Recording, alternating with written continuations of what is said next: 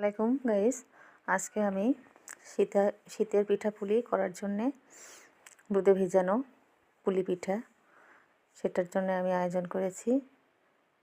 দেখুন, আটা সিদ্ধ করে নিয়েছি এখানে, তারপর নারকেল যে ভেজে নিয়েছি ভালোভাবে খেজুরের গুড় দিয়ে। এখন আমি আটাটাকে ভালোভাবে লেচি কেটে নেব। লেচি কেটে এটাকে আমি এখন পুলি পিঠায় তৈরি করে নেব। এই দেখুন, এখানে আমি ফ্রাই প্যানটা এখানে বসিয়ে দিয়েছি। নতুন একটা ফ্রাই প্যান কিনেছি। এখন আমি এখানে ফ্রাই প্যানে সাদা তেলটা দিয়ে দিলাম।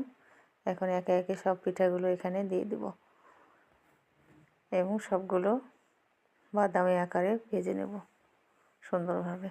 আর শীতের সময় এই পিঠা খুব খেতে মজা লাগে, এর জন্য আজকে আমি এটা বানিয়ে দেখাচ্ছি। এই জিনিসগুলো শীতের মধ্যে অনেক মজা লাগে। রসে ভেজানো পিঠা অনেকটাই স্বাদ এবং সুস্বাদু। এবং পিঠাগুলোকে নেড়েচেড়ে ভালোভাবে ওলটপালট করে ভেজে নিতে হবে। বাদামি আকারে ভাজলে পরে এটা খেতে মজা লাগে। রসে ভিজে যায় অনেকটা ভালোভাবে রসগুলো, এবং ভিতরে অনেকটা পারফেক্ট হয়।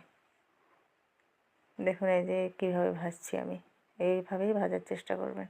এই দেখুন, সবগুলো আমার ভাজা হয়ে গেল। আমি এখন তুলে নিচ্ছি। এখন আমি একটা খেজুরের রস শিরা তৈরি করব।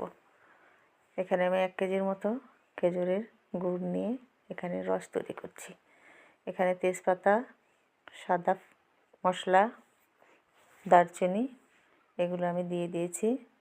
দিয়ে রসটাকে ভালোভাবে নেড়েচেড়ে সুন্দরভাবে এই রস তৈরি করতে হবে। এবং তারপর আমি এই পিঠাগুলো সবগুলো এখানে দিয়ে দেব এই রসে। খেজুরের রসে আমি দুধ আগে দেই না, কারণ দুধটা আমি পরে দেওয়ার চেষ্টা করি।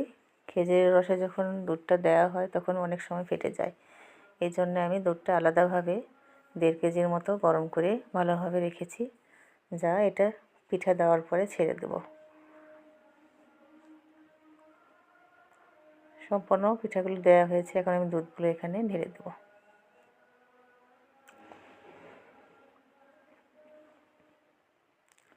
বেশি গরুর দুধটা ঘন আকারে দিলে পরে অনেক সুস্বাদু হয় পুলি পিঠাটা, খেতে অনেক মজা লাগে। এখন আমি রাতের জন্য সারা রাত রেখে দেব।